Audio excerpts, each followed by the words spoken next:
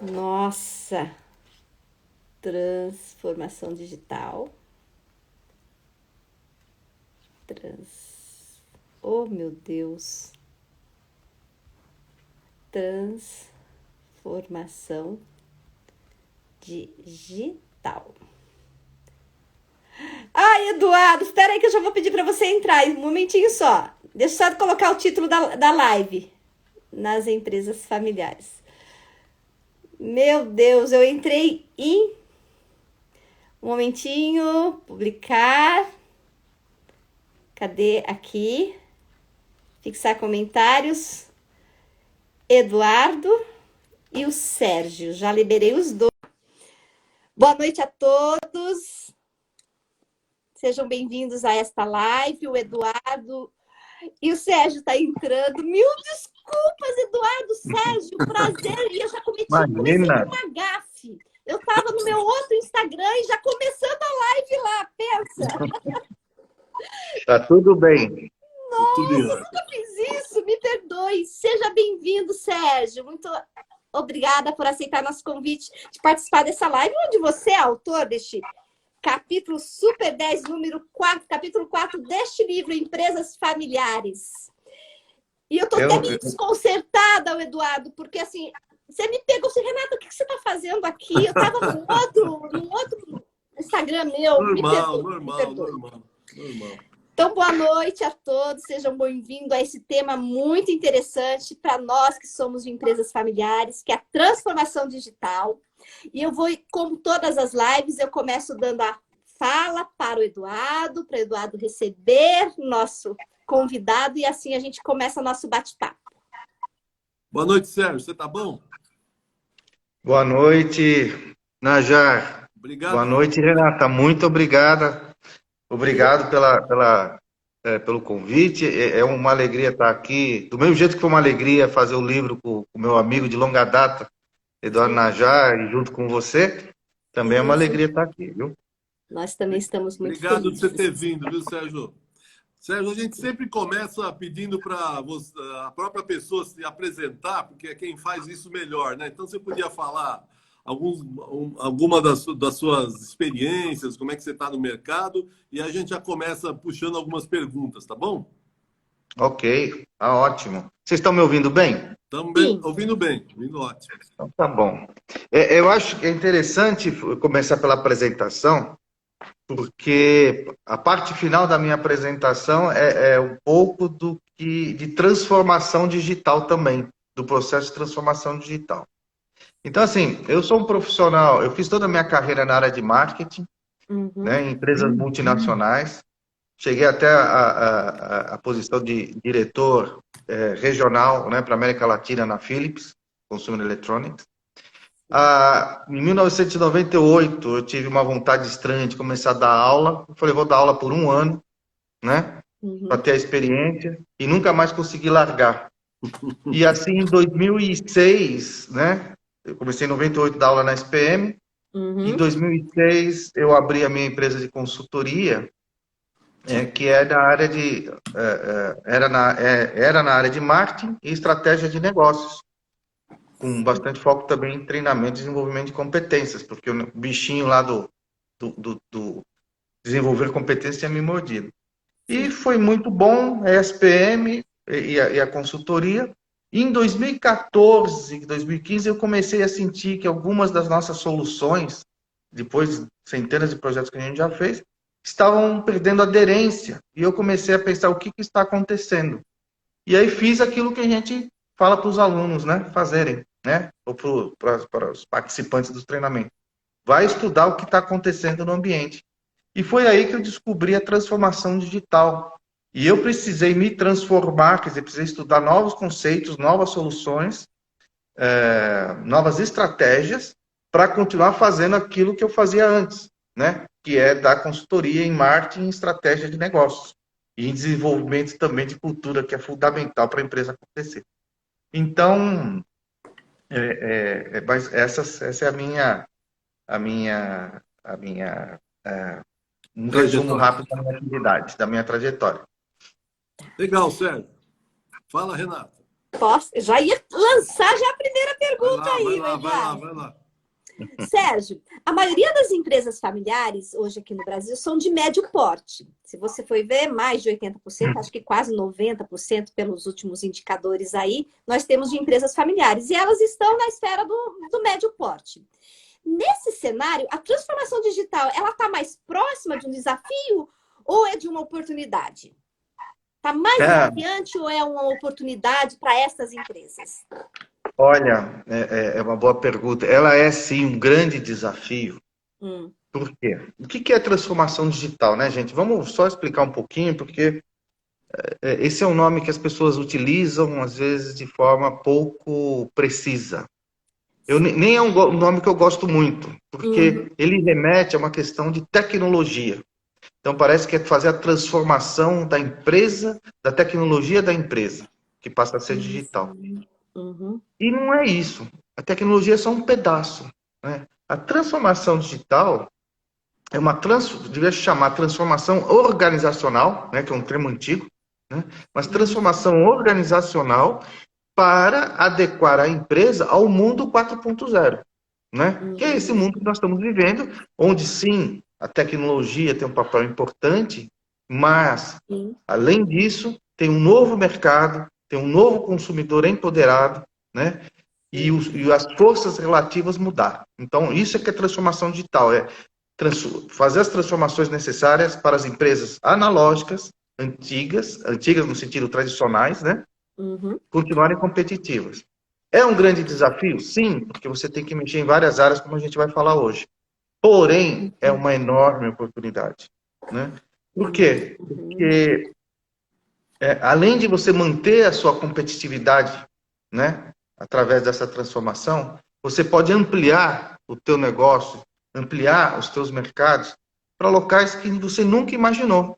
Porque hoje, no mundo digital, né, as barreiras geográficas deixam de existir.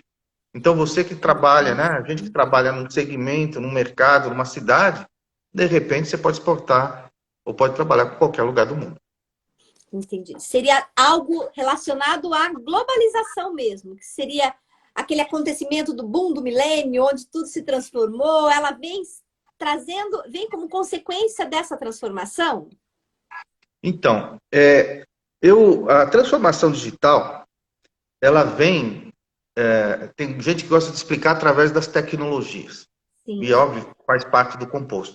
Então, as novas tecnologias interconectadas, né, que explicam, inclusive, a Revolução 4.0, que é o quê? É a internet móvel, né? Absolutamente democratizada, né, que você tem no seu celular, a inteligência artificial, a robotização, né, o Big Data, a internet das coisas, tudo isso contribui para essa transformação.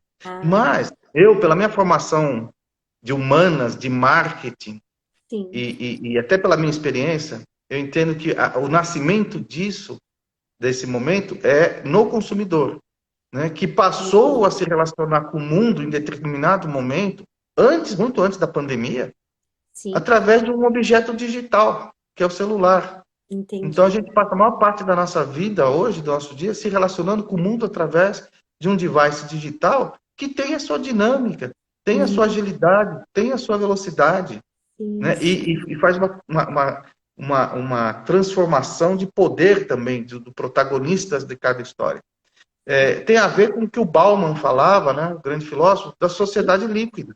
Né? Nós vivemos numa sociedade líquida, onde tudo é muito rápido, tudo é muito ágil, e parece que nada foi feito para durar. E aí que entra o desafio de nós, gestores ou consultores, que nessa sociedade líquida, onde nada é feito para durar, as nossas empresas têm que durar. As nossas marcas têm que durar. Né? Então, a gente precisa entender esse ambiente para saber como montar novas estratégias para fazer com que nossas empresas e marcas durem nessa sociedade tão dinâmica. Posso continuar? Quer entrar aí, Eduardo? Vai lá. E como que isso, Sérgio, conversa com o termo mercado de rede? Qual que é o impacto do mercado de rede? O que vem a ser? O que essa terminologia conversa com as empresas familiares? O mercado de rede é um termo que poucos conhecem, mas que todos já estão vivenciando ou sofrendo. O mercado de rede, ele vem em substituição ao nosso famoso e tradicional mercado de consumo de massa, ou consumo massivo, que Sim. todos nós conhecemos, né? Muitos de nós trabalhamos com o mercado de consumo de massa e todos somos consumidores, né? O mercado de consumo de massa é aquele que definiu o século XX, né? A partir de Ford, né? Da linha de produção e a produção em massa, ele começou a desenvolver mercados cada vez maiores e oferecer soluções, oferecer produtos para uma quantidade cada vez maior de consumidores. De preferência, né, o mesmo produto para todos os consumidores, né? Que era aquela frase do Ford, né, Ana Jaque? Você lembra? Ford dizia que você pode ter, o Ford T, você pode ter da cor que você quiser, desde que fosse a cor preta. Ou seja, não customize, é um produto igual para todo mundo. Esse é o conceito do mercado de massa. Tá. Com o avanço, a gente chegando agora aqui na Revolução 4.0, o consumidor poderoso, né? Inclusive através das redes digitais, o que acaba surgindo e que está substituindo o mercado de massa é o mercado de rede. No mercado de massa, a empresa era o protagonista. Ela definia o que tinha que ser feito, ela enviava os produtos para o cliente, né? Informava, mandava comunicação, e o cliente era apenas o alvo. Daí que vem cliente, alvo. E ele basicamente aceitava, né? No mercado de rede, esse protagonismo da empresa passou para o consumidor, passou para o cliente, que se empodera, né, através de artifícios digitais. Ele é muito bem informado, né? Começam a surgir organizações que ajudam esse consumidor a tomar decisão, a conhecer as opções, a preservar seus direitos. Então, por exemplo, no mercado de rede, você tem a empresa, no mercado de massa, você tem a empresa e o consumidor. Só. Esse é assim que nós começamos a trabalhar. No mercado de rede, você tem a empresa, o consumidor, você tem o procure aqui, o reclame aqui, né, que empodera, você tem os blogs, você tem as redes sociais, onde você se informa e pressiona, você tem os formadores de opinião, e tudo isso está disponível para o consumidor. E ele usa essas informações para se empoderar e impor as suas necessidades, os seus desejos, a sua customização. Então, posso fazer uma pergunta provocativa que não está no nosso roteiro aqui, que a sua resposta me instigou a perguntar. Você poderia dizer... Essas são as melhores. Quando você fala da questão do mercado de rede, e a gente está conversando sobre empresas familiares, e pensando naquelas empresas conservadoras, que tem ainda o fundador ali na frente, que não concorda muito com essa expansão, você diria que essas empresas estão fadadas ao fracasso, a fechar, a acabar, por não entrar nesta transformação digital? Olha, ou depende do ramo? Não depende do ramo, não. É uma pergunta. Eu diria o seguinte, eu acho que não importa se é uma empresa pequena, grande, multinacional, familiar ou não, conservadora ou não. Se ela não parar e prestar atenção nesse novo ambiente, vai ser muito difícil ela sobreviver. Né? Por quê? Porque não é uma mudança pequena que está acontecendo. E tem até algumas coisas que nós vamos falar que vai demonstrar isso. É uma mudança estrutural. Então, vai ficar muito difícil competir com essas empresas novas que estão surgindo. Deixa eu dar um exemplo. Posso dar um exemplo? Opa, com certeza. Eu não sei aqui de quem está nos assistindo, eu não sei a idade, então não sei se eles conheceram a Enciclopédia Britânica. A Enciclopédia Britânica era a nossa Barça. Né? Aqui no Brasil a gente tinha a Barça, que era aquela... Sim. A Enciclopédia Britânica durou 200 anos. E era líder global durante mais de 80 anos. Sim. E era eficiente, atualizadíssima, uma operação absolutamente redonda, global, sólida. bem administrada. Uhum. E aí surgiu uma coisa chamada Wikipedia, Uhum. que parecia uma outra coisa muito distante, mas depois de alguns anos começou a oferecer o conteúdo e uma solução tão boa quanto a Enciclopédia Britânica, só que de graça. Por que de graça? Porque o modelo de negócio é diferente. Sim. E aí não tinha como competir. Por quê? Porque não percebeu esse concorrente Uhum. chegando. Né? Entendi. Uhum. E assim, eu queria vários exemplos. Sim. Então a gente precisa estar ligado. E eu acho, inclusive, eu tenho trabalhado com empresas familiares, faz mais de 2 anos que eu estou fazendo um projeto de transformação do negócio de uma empresa familiar. E olha, eu vejo com muito entusiasmo, porque a partir do momento que entende qual que é a ideia, entende qual que é o propósito, aí surge, sabe aquele espírito competitivo, aquele espírito empreendedor que está na genética da empresa desde o fundador, surge de novo e isso acelera o projeto, sabe? Entendi. E esse mundo é muito sobre agilidade. E às vezes, né, a empresa média tem mais agilidade que uma empresa muito grande. É o famoso mundo VUCA. É o famoso mundo VUCA, exatamente. O mundo VUCA. Hoje é dia E de no muitos mundo VUCA, conceitos, né? Nós estamos falando de um monte de palavrinhas que ninguém conhece muito, né? Ai, desculpa, é verdade. o Eu VUCA é queria uma falar de expressão. mais uma, viu, Renata, Sérgio? Então fala aí. Você colocou no seu capítulo um negócio que é até difícil de falar, servicilização. Verdade, eu não conhecia esse termo. Nem eu. Você pode traduzir para a gente, por favor, e dizer qual que é a importância disso? Claro. Servicilização, se você coloca, inclusive, no texto, ele aparece como incorreto, porque eu acho que ainda não está no dicionário, mas estará.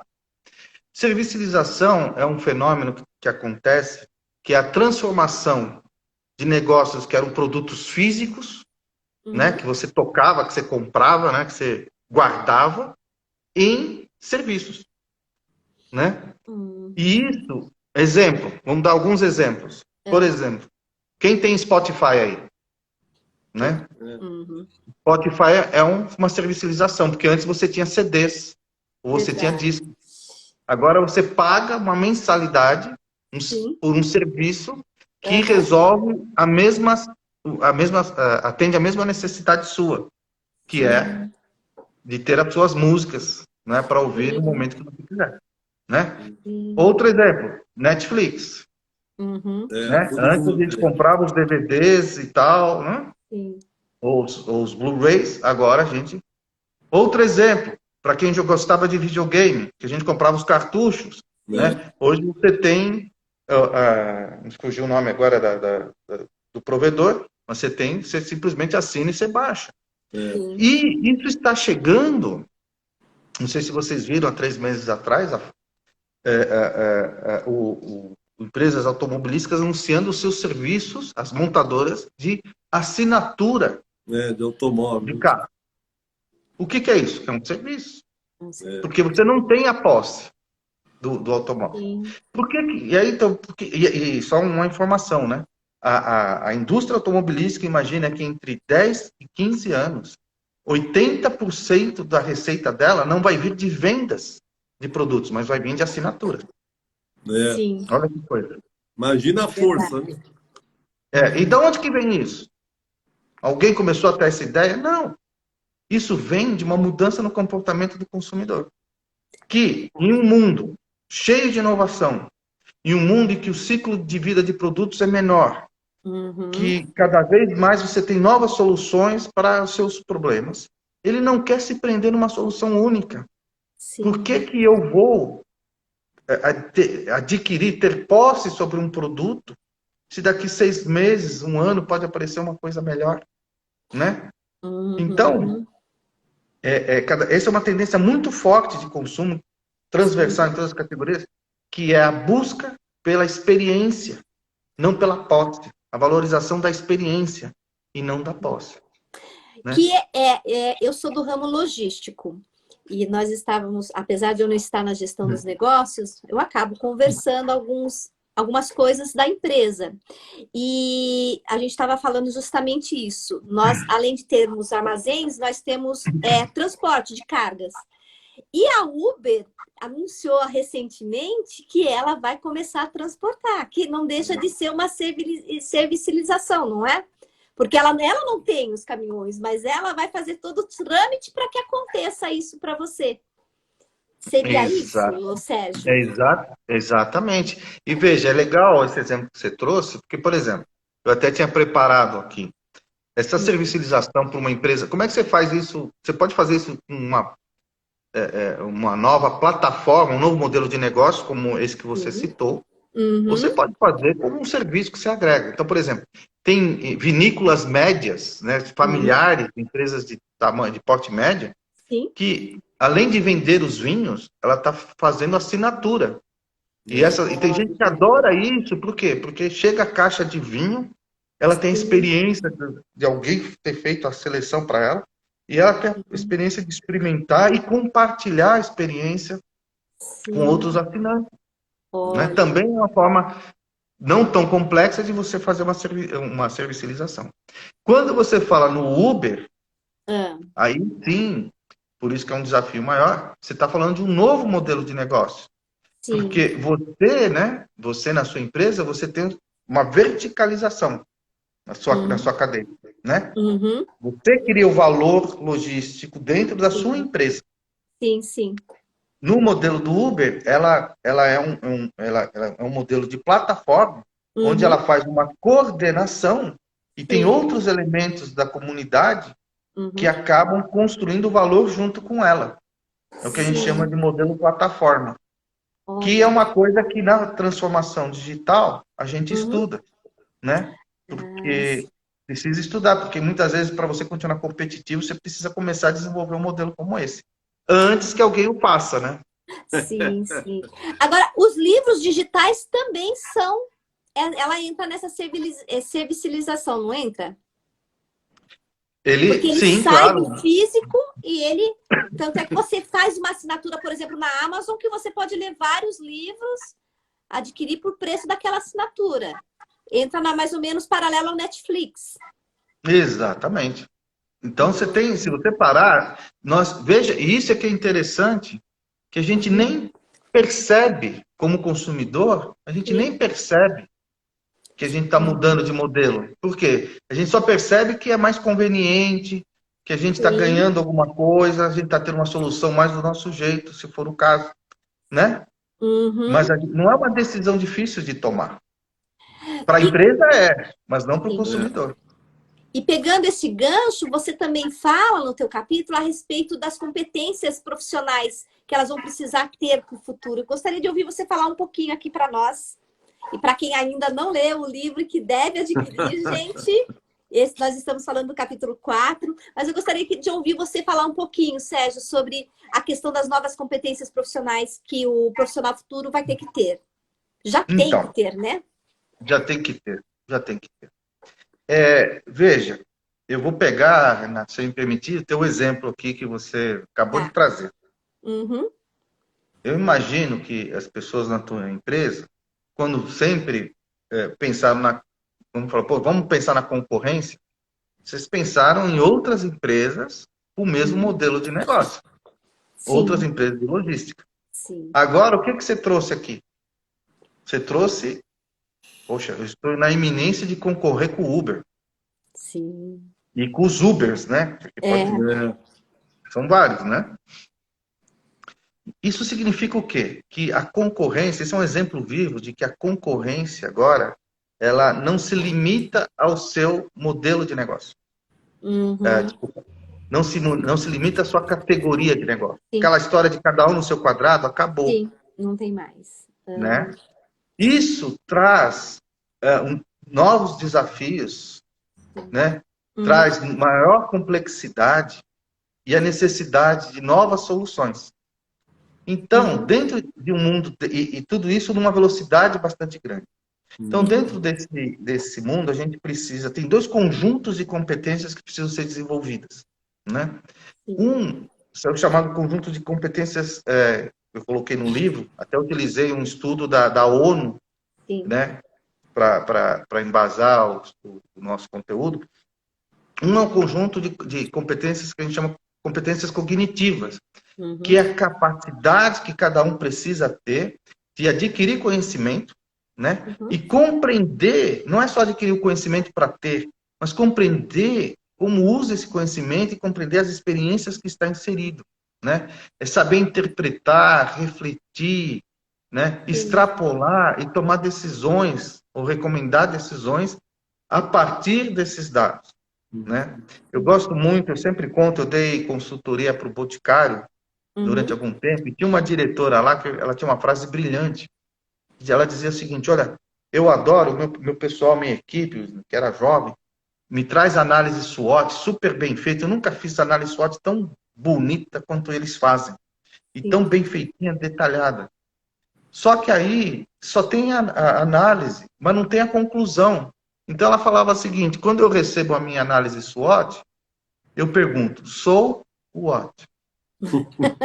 E agora? Olha, bem o so what, colocado. né? Você nunca mais esquece, né? Então, so what? Isso é a capacidade cognitiva de analise, mas conclua, extrapole, reflita, aplique, recomende, né? Cognitivo. Aprender a aprender. No fundo é isso, aprender a aprender e usar o que você aprendeu. E o segundo conjunto é o que a gente chama de socioemocional, que tem a ver com ter competências emocionais para, primeiro, lidar com esse mundo VUCA, né, que é volátil, que é incerto, que é complexo, né, e que é ambíguo, né, que é contraditório. Que são as iniciais do VUCA, explicando lá, né, Nádia? Retomando. Isso, lidar com esse mundo agitado, esse mundo líquido, saber trabalhar em grupo, porque os problemas são complexos, o tempo é curto. Então, hoje, trabalhar em equipes multifuncionais não é simplesmente uma coisa, né? Não é que é bonito, é necessário. Inclusive com equipes com alta diversidade, porque está provado, a diversidade também não é só uma questão de ser politicamente correto. A experiência, a diversidade ajuda a juntar diferentes experiências, diferentes vivências e a partir daí ter mais criatividade, ter soluções inovadoras com mais frequência. Então, a emocional é isso, tem a ver com lidar com as pressões, se automotivar, se autogerenciar as emoções e trabalhar em time. Então, são esses dois conjuntos de competências que, quando a gente desenvolve um projeto de transformação digital, a gente não fica só na estrutura ou na estratégia. A gente também tem que trabalhar no treinamento e no desenvolvimento dessas competências. Essa é uma parte muito bonita, inclusive, do projeto, porque você não está contribuindo só para a empresa, mas as pessoas percebem que estão se transformando também. Ô Sérgio, quando você chega numa empresa que está se propondo a se repensar e a se tornar mais ágil, tudo isso que você está ensinando, tem uma receita de bolo para fazer a passagem para essa nova forma da empresa atuar? Olha, tem uma metodologia, né? E tem que ser, até com umas boas receitas de bolo, tem que ser ajustada para cada aspecto, né? Mas assim, é interessante porque às vezes a gente é chamado e a expectativa é falar assim, não, qual é o novo ERP que nós vamos instalar, né? E não é isso, né? A gente começa, se a mudança está em como o mercado está funcionando, e o mercado agora funciona num processo, num ritmo, numa mentalidade digital, a primeira coisa que eu preciso mexer é na estratégia. Porque a estratégia é a forma como eu me relaciono com o mercado para atingir meus objetivos. Então, a primeira coisa que a gente faz é um repensar da estratégia, né? Com a liderança da empresa, né? Com toda a liderança da empresa, e de forma co-criada. Isso é fundamental na minha metodologia. Por quê? Porque não é uma estratégia que vem um consultor e monta. E chega, está aqui a estratégia e implemente. Isso não funciona em lugar nenhum e muito menos em empresas familiares, que têm suas características próprias. Ela tem que ser construída de forma colaborativa. Então, a primeira coisa é a reflexão da estratégia, é uma reflexão estratégica, que muitas vezes passa por redefinir o propósito, a razão de ser da empresa. Né? Não no sentido de, lógico, a razão de ser é ter lucro, todas as empresas, mas assim, qual a contribuição dela para a sociedade? O que a sociedade vai sentir a falta se ela deixasse de existir? Né? Isso é o que o Simon Sinek, que é um autor muito importante nessa discussão, que escreveu o Golden Circle, né, o Círculo Dourado, fala, mais importante do que o que você faz é o porquê você faz. Né? Então, muitas vezes, para readequar a empresa, a competitividade da empresa no negócio, a primeira parte da discussão é reflexão estratégica e definir o propósito. Sim. Redefinindo isso, aí sim, alinhamento estratégico, definição das novas estratégias, né? Nós criamos grupos multifuncionais para cada estratégia ser executada, né? Sim. E sempre transversal, nunca para o departamento, porque é sempre transversal. Né? Os departamentos são outras coisas que estão com os dias contados.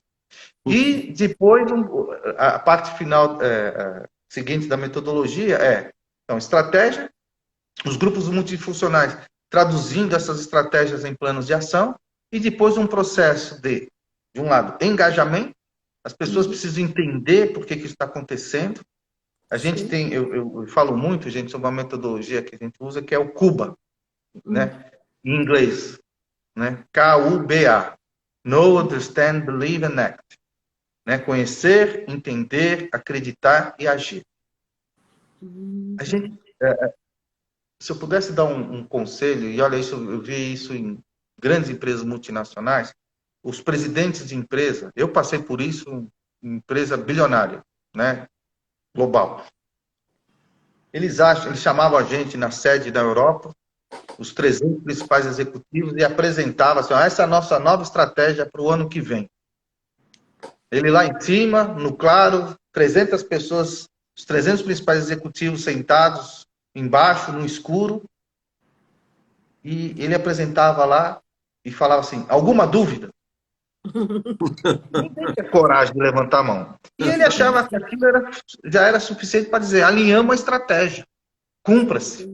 Não é assim, gente. A gente precisa passar para as nossas equipes pelo CUBA. Eles precisam conhecer a estratégia.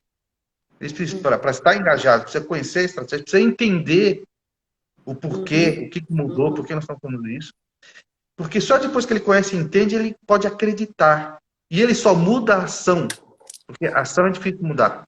Você é psicóloga, você sabe bem. Eu estou aqui casado com uma psicóloga e tenho uma filha psicóloga também. Eita! Você só muda a ação se você acredita. A gente não muda a forma de pentear o cabelo se a gente não acreditar que é diferente. Né? Sim. Então, a terceira parte do projeto é aplicar o CUBA, que é garantir que as estratégias e os planos sejam desdobrados por área e as pessoas sejam engajadas, né? Nesse novo olhar, nesse novo propósito da empresa. E o área de agir, ô Sérgio? O A é de agir. Né? Know, understand, believe and act. Sim. Isso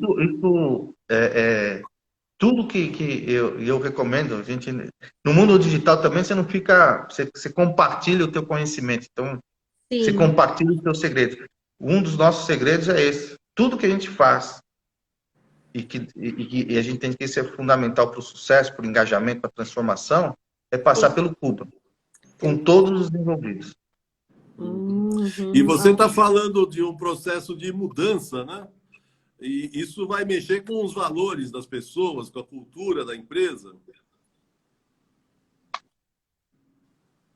Mexe.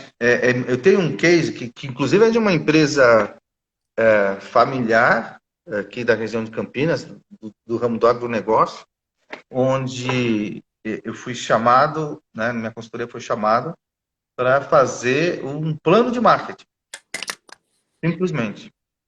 Só que a partir do momento em que nós aplicamos o Cuba, né, ele percebeu que o engajamento foi muito maior, aí chamou a gente depois para fazer não um plano de marketing, mas um plano da empresa, né? E nós acabamos ficando lá 5 anos e olha que coisa linda. A empresa tinha 300 funcionários, né? Desses 300 funcionários, nós treinamos e engajamos diretamente 210, Olha. né? Uhum. 210, né? Ou seja, 210 pessoas foram engajadas no sentido qual a minha contribuição no dia a dia para essa estratégia que eu estou vendo que a empresa lá, que o presidente da empresa está defendendo, né? Está propondo. Ou seja, nessas intervenções que você traz como propósito o desenvolvimento de uma nova cultura dessa empresa, é isso, né? Sim, exatamente. Por quê? Porque para a gente se tornar mais ágil, e os negócios demandam isso, a gente precisa ter equipes mais empoderadas. Sim. Para você ter equipes mais empoderadas, você tem que ter uma cultura Sim. que permita isso, que incentive isso, né? E que desenvolva isso. Além disso, você precisa ter uma cultura, você precisa ter uma empresa inovadora. E a capacidade de inovação não é só uma capacidade técnica, também tem a ver com a cultura. Vou dar um exemplo. Sim. A forma que você lida com um erro na sua empresa pode estimular a inovação ou pode acabar com ela. Né? Grandes empresas inovadoras, ou pequenas empresas muito inovadoras, elas criam uma cultura onde, sim, é lógico que existe sempre aquele erro que é um erro improdutivo e que deve ser evitado. Mas ela cria essa diferença. Tem um erro que é produtivo, o erro que gera aprendizado, que pode não ter trazido resultado direto, sim, mas traz um aprendizado. E ao trazer aprendizado, me coloca à frente do meu concorrente que não aprendeu, né, a isso, e permite com que eu traga uma solução, uma inovação, uma proposta de valor mais rápida para o mercado. Né? Então, a questão cultural passa muito por isso. Né? Por desenvolver esse novo contexto de empoderamento, de engajamento com o propósito, porque você precisa... você não pode ter mais, né, nesse mundo, ter pessoas que vão lá bater o ponto e fazer um trabalho bom. Você tem que ter pessoas que fazem um trabalho bom e que estão pensando em como criar valor, como trazer novas soluções para manter a empresa no ritmo das mudanças. Eu sei que a gente está quase caminhando aí, vão faltar 20 minutos, mas eu queria te trazer uma pergunta que eu fui... eu recebi uma mensagem hoje de um colega no LinkedIn, o José Carlos, e ele falou assim, se você tiver a oportunidade, pergunta a opinião do Sérgio a respeito dessa temática. Porque ele leu um artigo, eu até li um pouquinho por cima, porque foi agora no final da tarde, eu até comentei com o Eduardo se eu poderia estar trazendo essa temática. Ele comentou sobre um artigo do chatbots, é isso que é a pronúncia? Acho que a pronúncia correta é essa, de que foi citado um artigo que nele cita-se uma reportagem do Valor Econômico de novembro de 2020, dizendo que o chatbots deverá crescer até 30% até 2024. E ele gostaria de ouvir você falar um pouco disso. O que isso conversa com essa digitalização? O que isso tem a ver como desafio para nós ou não? Qual que é a tua opinião dessa possibilidade de crescimento de 30% até 2024? Chatbot? Isso. Olha, eu não li esse artigo, mas eu acho que 30% é muito pouco. É pouco, olha que legal. O Valor Econômico que trouxe essa reportagem em 30 de novembro de 2020. Dizendo, com essa chamada aí, mercado de chatbots deverá crescer até 30% ao ano até 2024. Aí sim, aí sim. Aí sim. Veja, diretamente, o que nós estamos falando isso daí? Isso tem a ver com o que a gente está falando, tem um grande impacto tecnológico. Tá. Por quê? Porque o chatbot, ele integra Veja, eu não sou um especialista em tecnologia e você não precisa ser um especialista em tecnologia para fazer transformação digital, né? Até porque a tecnologia é muito rápida. Você precisa só entender a dinâmica das tecnologias e como elas impactam os negócios. O chatbot, ele integra inteligência artificial, né? E permite que criar interações inesperadas, né? Inclusive, não é só as programadas, mas inesperadas do ponto de vista do cliente. E com isso, permitir com que 80% das chamadas, por exemplo, seja atendida pelo chatbot com um bom nível de satisfação, e você tenha as outras 20% pessoas melhor qualificadas para resolver o problema. Então, por exemplo, eu vou dar um exemplo de um tipo de chatbot sofisticado e que eu acho incrível. Embora esteja falando do nosso competidor, viu, Najá? Porque eu vou falar de professor. É incrível, e essa é a realidade.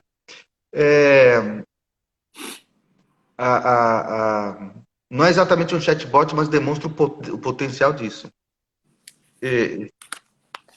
Todo mundo conhece o Watson da IBM, que é a inteligência artificial da IBM. Tem uma escola nos Estados Unidos que é muito forte em EAD. Me foge o nome agora. Eu preciso... Não imaginei que ia usar esse exemplo hoje. E ela... Não, eu que peço perdão de não lembrar o nome, mas eu vejo depois o nome da escola em mano. E aí ela é muito forte em EAD, né? Mas EAD com os professores, como faz, por exemplo, a SPM. Você tem um curso de EAD, mas você tem os professores que participam do curso, né? Que não é só um EAD sem o professor. Sem interação, né? Sem interação. E aí, todo ano é eleito o melhor professor das centenas que existem do curso de EAD, né? Que são aqueles professores que interagem por chat, né? Através das plataformas. E por isso que eu lembrei do chatbot. E aí o que aconteceu? No ano que foi colocado... E aí eles colocaram no Watson, o nome do professor, que na verdade era o Watson, era o John Watson, né? Então você estava tendo aula lá e você tinha uma dúvida, você mandava e entrava o Sérgio Santos, o Eduardo Najara ou o John Watson, né? E o John Watson interagia e respondia, e discutia, e argumentava, e ouvia, né? E foi interagindo com ele. Bom, resultado da história, no final do ano, adivinha quem foi o professor eleito como o melhor professor do curso de EAD? Foi o John Watson, né? Então, tem que ser feito, até porque alguém perguntou para você, você não pode simplesmente pensar, quando você vai fazer um chatbot, não é uma questão de automatizar aquilo que você fazia sem o chatbot, que você fazia com o atendente, né, teu colaborador. É uma outra estratégia, você tem que ter um big data de informações, você tem que ter uma inteligência por trás, não é gravar as mensagens e fazer uma árvore de decisão. Você tem que fazer com inteligência. Mas é uma forma de agregar valor, sim, e que, no mínimo, vai crescer 30% ao ano. E, no fundo, gente, é pensar o uso da tecnologia. Sim. Porque, veja, a ideia é a gente usar a tecnologia para aquilo que ela sabe fazer melhor do que nós. E tem coisas que nós fazemos melhor que a tecnologia ainda. Então, vamos deixar nossos colaboradores treinados, preparados e focados naquilo que só o ser humano ainda sabe fazer. O que a tecnologia pode fazer, ela vai fazer de forma mais produtiva e também de forma mais, muitas vezes, mais econômica. O José Carlos é nosso amigo, ele sempre contribui com perguntas super criativas aqui no nosso encontro. Eu não sei se ele está aqui ainda, mas ele estava aqui. Ele comentou que ele era da época dos memorandos, dos debates, dos circulares internas. Eu não sei se você está aqui ainda, José. Se você tiver, José Carlos, se quiser comentar alguma coisa, comenta. Mas essa matéria que ele partilhou comigo é que eu não tive tempo hábil para ler ela, mas parece bastante interessante. Depois, se você quiser, Sérgio, eu peço para o Eduardo compartilhar com você, porque ele fala muito dessa compreensão que você está trazendo aqui. Porque eu imagino que para mim e para muitas pessoas que estão nos ouvindo, é uma coisa que, embora esteja no nosso mundo, essa transformação digital, ela é nova, ouvir falar realmente, dar nomenclaturas, explicar um pouco sobre isso. E acaba sendo... Eu, por exemplo, não sabia desse chatbot. Essa expressão. Não sabia. E o José Carlos que me apresentou. Ele está aqui assim, ó, ele está aqui, olha, sou eu. Eu não sei se você quer agregar alguma coisa aqui, José Carlos, quer... Ah lá, eu estou, valeu a colocação do Sérgio, muito boas ponderações. Ele queria te ouvir falar, porque você tem essa expertise aí de poder fazer essa leitura de cenário, dessa transformação digital. Eu acho que realmente acaba agregando para nós. Mas deixa eu dar um... Opa, vai lá. Pode? Eu só ia dar um outro exemplo rapidinho. Sim. De como você pode usar essa inteligência artificial e gerar muito valor dentro da tua empresa. Então, por exemplo, hoje a gente tem a oportunidade de revolucionar o nosso RH. Por quê? Porque você pode ter, e desde coisas simples, por exemplo, na empresa que eu estou dando transformação, estou desenvolvendo lá o projeto, sim, a gente conseguiu uma grande redução de custos de itens de segurança, sabe? Itens de segurança que tem a ver com a pessoa, como é que fala isso? Que são, tem o tamanho da pessoa, tem uma expressão, tem um nome para isso, me ajuda na já. EPI, não é? Não, é EPI, mas eu estou falando assim, que, por exemplo, é bota que tem o tamanho da bota, né? Sim. Especificações. A roupa. Oi? Especificações dos itens Isso, de exato. Tem a ver com o tamanho de cada pessoa. E você tinha um estoque enorme, porque você não sabia exatamente o que você usava, quanto usava, mudava, tal, não sei o quê. A partir do momento em que a pessoa... Hoje é assim, a pessoa é contratada, você tem todos os dados dela, está tudo ali colocado. Modelo, tamanho, peso, altura, o número do calçado, não sei o quê. E você vai analisando o uso de cada um, a inteligência artificial vai usando assim, poxa, para esse rapaz aqui, a bota de segurança durou 6 meses, para aquele lá, o capacete não sei o quê, e assim por diante. Nós reduzimos em 40% o custo de EPIs só com um aplicativo como esse, dentro do RH. Interessante. Uma outra, né? Então, só para... Agora, se você faz isso com o EPI, imagina o que você pode fazer. Vou dar um outro exemplo que eu acho que vale a pena para a audiência. Estava discutindo o seguinte, poxa, o que eu preciso fazer para aumentar a efetividade, a competitividade dos meus vendedores? E aí a gente começou a traçar uma análise, né? Esse não é um exemplo meu, é um exemplo de um case que eu conheci. Começa a traçar uma análise fazendo uma correlação entre o desempenho e uma série de atributos que se oferece para a pessoa. A premissa da pessoa de RH que é o seguinte, que quanto mais treinamento eu dava, né? Nada contra o treinamento, pelo amor de Deus, mas nesse caso específico, quando dava mais treinamento, mais melhorava a produtividade da pessoa, né? Essa era a hipótese. Só que eles acabaram percebendo que naquele caso específico, a maior correlação era para o reconhecimento. E nem era reconhecimento necessariamente em dinheiro. Mas assim, quando a pessoa era colocada, pô, isso aqui é o vendedor do mês, nossa, nos meses seguintes o cara produzia muito. Então, é uma coisa de usar os dados, né? Dado é o ouro da transformação digital, para efetiva tomada de novas decisões. Né? E dados que a gente tem disponível dentro de casa, você não precisa nem coletar. É só juntar e tratar e usar. Muito interessante. Agora, considerando isso, Sérgio, você já pegando o gancho do RH, onde nós vamos pensar em gestão de pessoas, em leitura de comportamento humano, para a gente fechar essa live, posso fechar ou você tem alguma coisa aí, Eduardo, que você queira... Não, fica com você. Para a gente fechar essa live, quais seriam as principais competências que você diria, e você cita até no seu capítulo, que os líderes precisam ter e desenvolver para essa temática da transformação digital? Legal.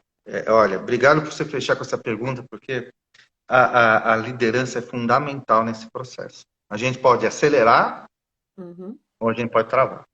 Sim. Primeira coisa que eu busco desenvolver nos líderes, né, é um foco profundo no mercado, né? Mas você está falando do cara de vendas, de marketing? Não, estou falando de todo mundo. Não importa a função, eu preciso entender quem é o meu mercado, eu preciso entender quem é o meu cliente, né? Não importa a minha área de atuação. Né? Certo. Por quê? Porque isso vai fazer com que permite que eu tenha uma visão estratégica da minha organização. E não só do meu departamento. Entendi. Eu preciso entender, na cadeia de valor que eu estou inserido, como o meu departamento, a minha área, a minha equipe, contribui para o valor lá no final. Né? Sim. Então, primeira coisa, não importa a função, o líder tem que saber conhecer o mercado, conhecer o cliente, conhecer o que é valor para o cliente.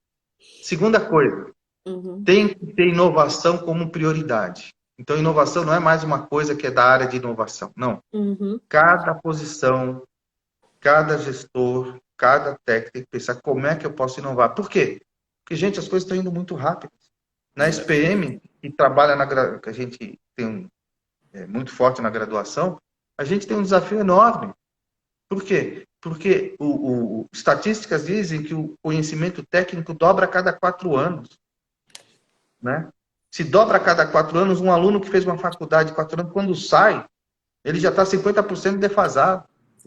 Por isso que a gente tem que ensiná-los a aprender. Lembra que a gente falou da competência? Sim. Né? Então, é tudo muito rápido. Então, a inovação é prioridade. Não é uma coisa para fazer quando começou o produto a morrer ou quando eu tiver tempo. Terceiro, saber inspirar e conduzir mudanças criativas. Já foi o tempo que o chefe sabia fazer tudo. Né? Chefe era aquele cara que passou 20 anos na empresa e foi muito bem, excelente profissional. Quando ele chegava lá em cima, ele conhecia todos os processos e sabia melhor do que ninguém. Né? Não é mais assim. Então, você precisa saber inspirar as pessoas, engajar as pessoas. E, para você ter essa capacidade de inspiração, aí vem o último item das competências do líder. Você precisa se autoconhecer, saber naquilo que você é bom, aquilo que você tem que desenvolver, saber o teu estilo, teu perfil emocional, para conseguir liderar pelo exemplo. Sim. Colaboradores são como crianças, elas não fazem aquilo que você fala, elas fazem aquilo que você faz. Né? Sim. Então é isso que são essas competências que eu vejo para a liderança. Muito bom. E que a gente busca desenvolver, né?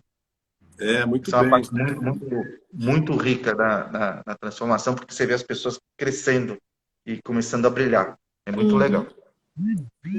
Legal, Sérgio. Muito bom, viu? Acho que você deu uma aula aqui pra gente de um assunto que é muito falado, mas poucas pessoas mergulham, né? Então, acho que isso foi muito legal. Parabéns, viu? Também adorei, viu, obrigado. Sérgio? Foi muito boa e, como sempre, essas lives parecem que estão sendo só assim, um gosto de quero mais. A gente quer aprofundar mais, teria muitas outras perguntas para fazer. E eu, se deixar, eu vou emendando uma pergunta na outra. Eu tenho que me conter aqui, Sérgio. Mas muito obrigada por compartilhar sua sabedoria aí com a gente, de partilhar seu conhecimento. E eu vou dizer para você, de várias coisas que eu estou levando aqui. Eu adoro essas siglas. O Cuba já vai fazer parte até do meu consultório, porque eu atuo em consultório. Fazer esse paralelo de conhecer, entender, acreditar e agir é para quaisquer contextos na nossa vida, não só na transformação digital, né? Para qualquer coisa, ele se aplica. E eu adorei. Muito, muito obrigada. Espero que todos tenham gostado mesmo. Está tendo bom, muito bom, parabéns. Estou tendo vários comentários aqui. Muito bom. E na semana que vem nós temos mais uma pessoa, não temos, Eduardo? Temos mais uma pessoa. Temos o Roberto Nascimento, que vem falar com a gente sobre a... No mesmo horário, às 7 horas, e aqui. Eu estava no outro Instagram, me perdoe novamente. Novamente, muito obrigada, Sérgio, Sérgio, que a gente obrigado, possa viu? Foi muito ter bom, outros muito encontros legal. aí. Obrigada, ô Eduardo, Obrigado, também. obrigado Ótima a noite para todos. vocês. Tchau, Até tchau, mais. Gente, eu que obrigado. agradeço, Tá, viu? tchau, Muito tchau. obrigado. Parabéns. Tchau.